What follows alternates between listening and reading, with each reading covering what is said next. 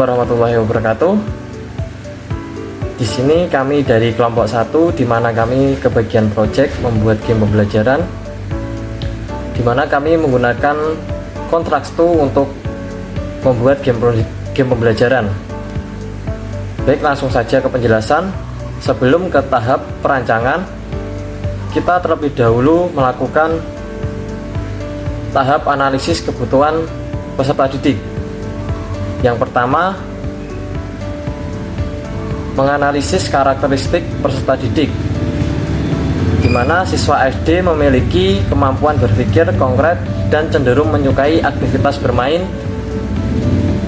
Media pembelajaran dituntut interaktif dan menyenangkan, akan membantu mereka memahami konsep SPOK dengan lebih baik.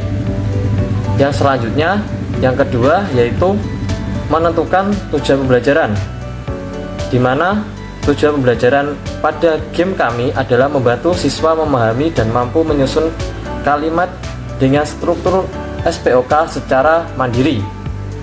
Dan yang terakhir, yang ketiga, yaitu menentukan kebutuhan media. Jadi, game edukasi berbasis Contracts 2 yang kami rancang adalah game yang dapat diakses melalui perangkat desktop atau Android dengan desain sederhana, interaktif, dan ramah untuk anak. Baik, itu tadi penjelasan dari tahap menganalisis karakteristik peserta didik, dan selanjutnya adalah masuk ke tahap perancangan yang akan dijelaskan oleh teman saya, yaitu Raffi dan Faizin. Yang kedua, ada proses perancangan pengalaman pembelajaran. Nah, kelompok kami menggunakan rancangan model EDI, yaitu Analyze, Design, Develop, Implement, dan Evaluate. Yang poin A ada Analyze atau analisis. Kita menganalisis materi pembelajaran. Nah, di sini kita menggunakan pengenalan dan penyusunan SPOK sesuai kurikulum bahasa Indonesia tingkat SD. Selanjutnya kita juga memilih genre game. Nah, di kelompok kami menggunakan trivia atau teka-teki interaktif yang menggabungkan elemen kuis dan drag and drop. Selanjutnya kita menentukan platform. Di kelompok kami menggunakan platform Contracts 2 untuk pengembangan game berbasis desktop dan Android. Selanjutnya poin B ada desain. Nah, yang pertama ini kita mendesain struktur permainan dulu. Di struktur permainan kita ada 3 level. Yang pertama level 1, kita istilahnya materi dasar lah, pengenalan SPOK melalui animasi yang interaktif. Jadi biar anak SD itu tidak bosan lah. Jadi gimana ya, kita membuat desain yang semenarik mungkin. Terus yang level kedua ada latihan menyusun SPOK sederhana dengan bantuan visual.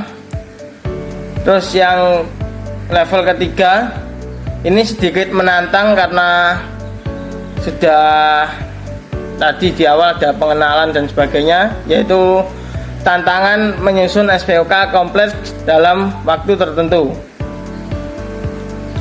Selanjutnya ada user interface. Nah, tampilan sederhana dengan warna cerah dan ikon ramah anak. Jadi itu biar menarik lah, tidak bosan. Terus kemudian ada navigasi intuitif untuk memudahkan siswa memahami alur permainan. Terus ada feedback. Nah, feedback ini adalah umpan balik langsung berupa suara atau animasi saat siswa menjawab benar atau salah.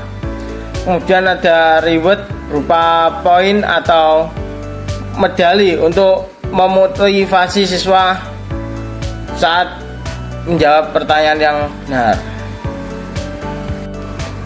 Selanjutnya yaitu poin C, develop atau pengembangan. Yang pertama menggunakan konstruk 2 untuk merancang game dengan fitur. Selanjutnya drag and drop kata ke posisi SPOK yang benar.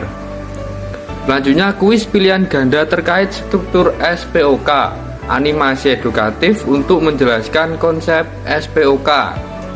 Selanjutnya yaitu pengumpulan bahan seperti gambar siswa dan teks yang relevan dengan tema bahasa Indonesia.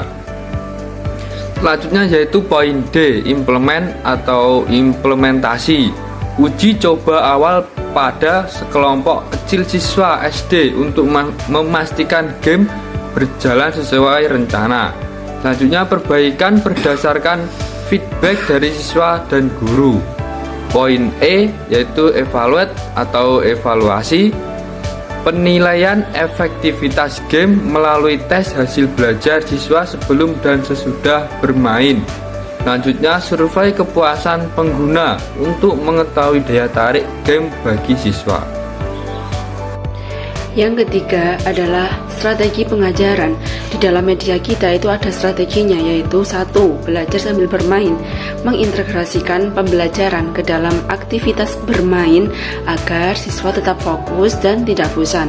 Dan yang kedua, interaksi visual, menyediakan ilustrasi menarik untuk membantu siswa memahami materi SPOK secara visual.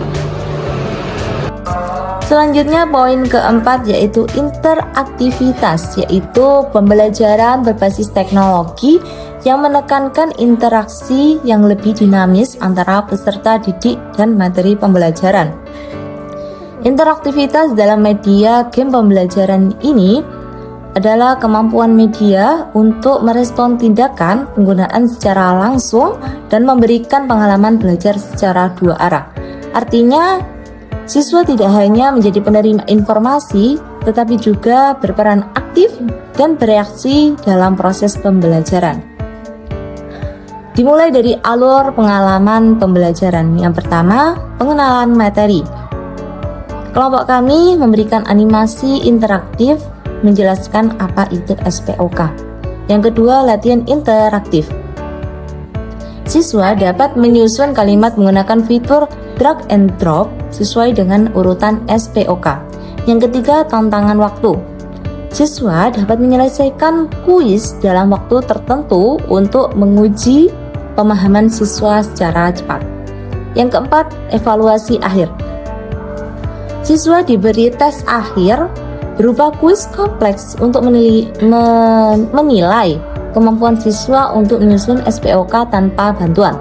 Dengan rancangan-rancangan ini diharapkan game edukasi pembelajaran berbasis Kontraks2 dapat menjadi media pembelajaran yang efektif, efisien, dan menarik bagi siswa SD dalam memahami materi menyusun SPOK. Sekian penjelasan dari kami. Kurang lebihnya mohon maaf. Wassalamualaikum warahmatullahi wabarakatuh.